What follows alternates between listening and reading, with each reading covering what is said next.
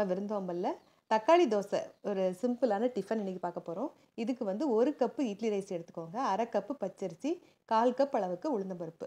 இது எல்லாத்தையும் நல்லா கழுவிட்டு 2 மணி நேரம் ஊற வச்சு அதுக்கப்புறம் தண்ணியை ஃபுல்லாக வடிகட்டிக்கோங்க. இந்த அளவு அரிசிக்கு நான் இன்னைக்கு 4 காஞ்ச மிளகாய், 4ஓ 5ஓ காஞ்ச மிளகாயோட ஒரு 4 தக்காளி பழத்தை இந்த மாதிரி கட் பண்ணி வச்சுருக்கேன். இதை வந்து நம்ம பல்ஸ் மோடில் அரைச்சிட்டு அதுக்கப்புறம் தண்ணி எதுவும் சேர்க்க வேண்டாம். அதுக்கப்புறம் அரிசி பருப்பை சேர்த்துருவோம். நான் கருப்பு உளுந்து சேர்த்து அரைச்சிக்கேன். நீங்கள் கருப்பு உளுந்து இல்லைன்னா வெள்ளை உளுந்தே சேர்த்துக்கலாம். இதை வந்து 2 பேட்சாக அரைச்சிக்கோங்க. ஒரே பேட்சில் போட்டால் உங்களுக்கு ரொம்ப அரைக்கிறது கஷ்டமாக இருக்கும். இதை வந்து ரொம்ப கொரகொரப்பாகவும் இல்லாமல் ரொம்ப நைஸாகவும் இல்லாமல் நடுத்தரமான பதத்தில் இந்த மாதிரி கொஞ்சம் லேசாக கொரகொரப்பதம் இருக்கணும்.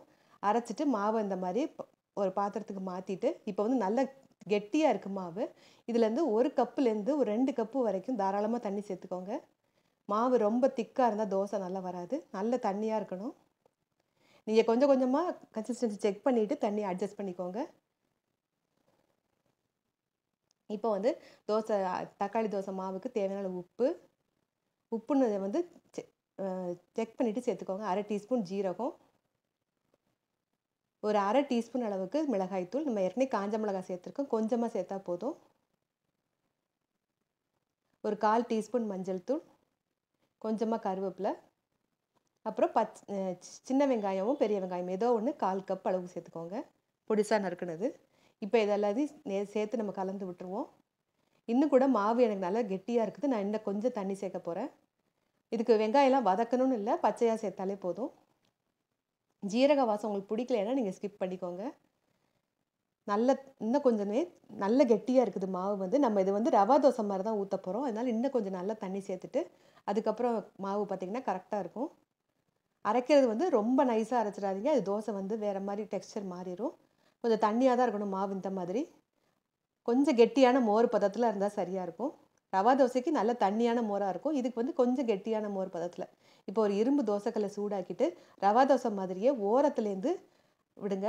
அது வந்து நல்லா உங்களுக்கு பார்த்திங்கன்னா தோசை நல்ல கிறிஸ்பாக நல்ல டெக்ஸ்சர் கிடைக்கும். ஓரத்துலேருந்து மெதுவாக விட்டுட்டு அதுக்கப்புறம் நடுவில் இருக்க கேப்பை இன்னும் கொஞ்சம் மாவு எடுத்து ஃபில் பண்ணிக்கோங்க.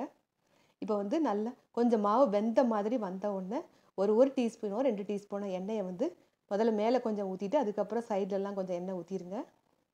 நல்லா பொறுமையாக வேக வைக்கணும். ரவா தோசை மாதிரியே நல்லா பொறுமையாக வேக வச்சிங்கன்னா ரொம்ப நல்லாயிருக்கும். இந்த தோசை வந்து உங்களுக்கு இந்த மெத்தட் கஷ்டமாக இருக்குதுன்னு தோணுச்சுன்னா நீங்கள் ரெகுலர் தோசை மாதிரியே செய்யுங்க. அந்த மெத்தட் செய்யணும்னா மாவை வந்து ரொம்ப தண்ணி ஆக்கிட வேண்டாம். இப்போ நல்ல கீழே நல்ல பொன்னிறமாக ஆனவுடனே நம்ம மெதுவாக திருப்பி போடுவோம். கீழே நல்ல பொன்னிறமாக ஆயிடுச்சு. செக் பண்ணிக்கோங்க. முதல்ல தோசை ஈஸியாக திருப்பி போட வருதான்னு செக் பண்ணிவிட்டு அதுக்கப்புறம் மெதுவாக திருப்பி போடுங்க. சூப்பராக வந்துருச்சு. திருப்பி போட்டு இந்த சைடும் நல்ல முருகலானவுடனே எடுத்துட வேண்டியதான். ரொம்ப சிம்பிளாக ஈஸியாக இந்த டிஃபன் செஞ்சிடலாம். 1 கப்பு இட்லி ரைஸு, 1/2 கப் பச்சரிசி, 1/4 கப் அளவுக்கு உளுந்து. இதுதான் இதுக்கு ரொம்ப தேவையான பொருட்கள்லாம் ரொம்ப கம்மி தான்.